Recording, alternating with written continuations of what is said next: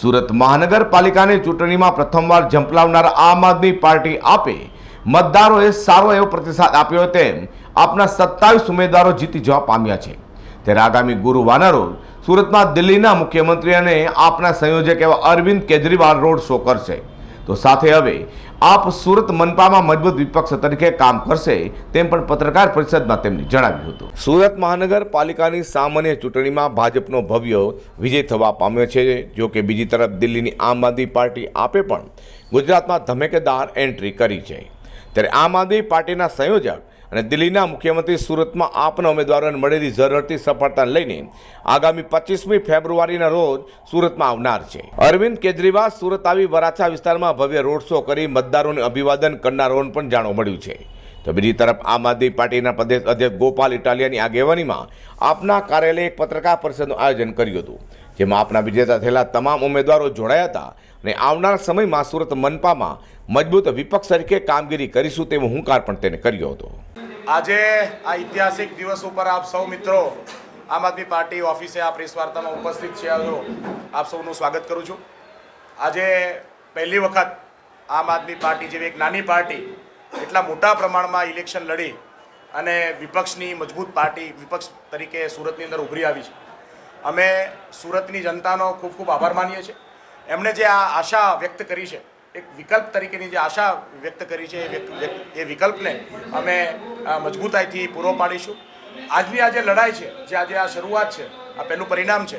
આવનાર વિધાનસભાની ચૂંટણીઓની અંદર પણ આમ આદમી પાર્ટી મજબૂતાઈથી ઇલેક્શન લડી અને વિધાનસભા કબજે કરશે એવી અમે આશા વ્યક્ત કરીએ છીએ।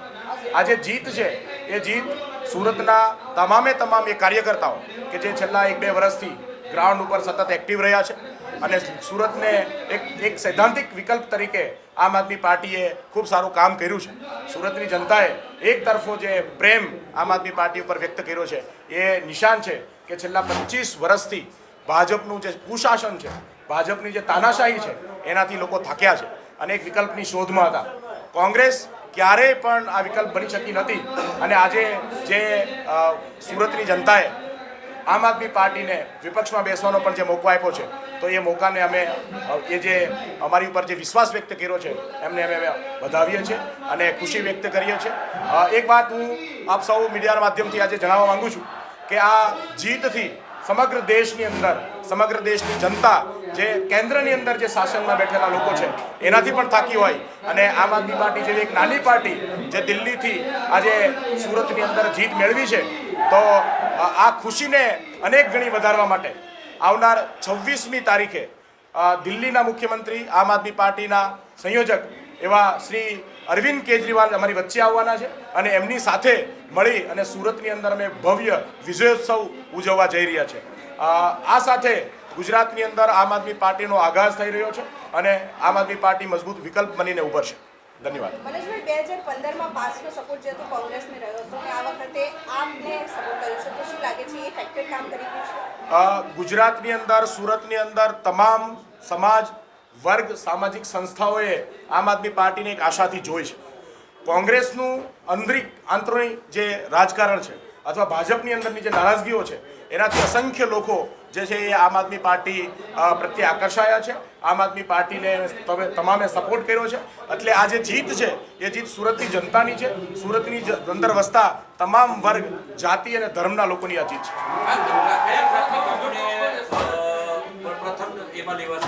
સાહેબ, અમે 1-2 દિવસની અંદર જ એક હેલ્પલાઇન નંબર જન સુવિધા નંબર આમ આદમી પાર્ટીનો ડિક્લેર કરવા જઈ રહ્યા છે। એના ઉપર જે કંઈ ફરિયાદો એસએમસીને લગતી આમ આદમી પાર્ટીને મળશે એક મજબૂત વિકલ્પ તરીકે, એક મજબૂત વિપક્ષ તરીકે અમે લોકો એ તમામ જે પ્રશ્નો છે એનું સમાધાન લાવવાની કોશિશ કરીશું।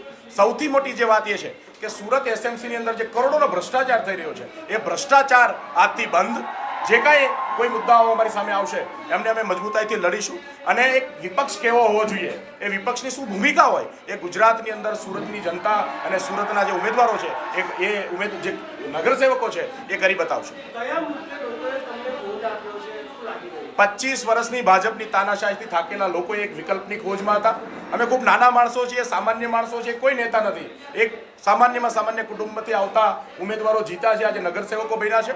તો અમારા માટે સૌથી મોટો મુદ્દો એ છે કે જે સરકાર બેઠી છે, જે સત્તામાં છે, એ લોકોથી થાકેલા લોકોએ આમ આદમી પાર્ટીની એક આશાથી જોયું છે. અમે ગુજરાતની અંદર જે દિલ્હીની અંદર જે કામ થયું છે, દિલ્હીની અંદર અરવિંદ કેજરીવાલજીએ શિક્ષણ અને સ્વાસ્થ્ય મુદ્દે જે કામ કર્યું છે, પાયાના અધિકારો બાબતે જે કામ કર્યું છે, એ કામ ગુજરાતમાં કરવા માંગીએ છીએ. અમે સુરતની જનતાને આ વાત સમજાવી હતી અને સુરતની જનતાએ અમારા પર વિશ્વાસ રાખ્યો છે. અમને આટલો નાનો મોકો પણ આપ્યો છે. એ આ નાના મોકાને આવનાર દિવસોની અંદર સમગ્ર ગુજરાતની અંદર અમે આમ આદમી પાર્ટીને ગામ ગામ સુધી, ઘર ઘર સુધી લઈ જવાનું કામ કરીશું. અને પૂરેપૂરા મજબૂત આ ઉમેદવારો સાબિત થવાના છે. કારણ કે આ જે ઉમેદવારો છે એમણે મોટા મોટા પૈસાવાળાઓ, સ્થાપિત નેતાઓ અને ભાજપ કોંગ્રેસના કહેવાતા મોટા નેતાઓ સામે ચૂંટણી લડીને પોતાની મજબૂતી એક વખત સાબિત કરી દીધી છે.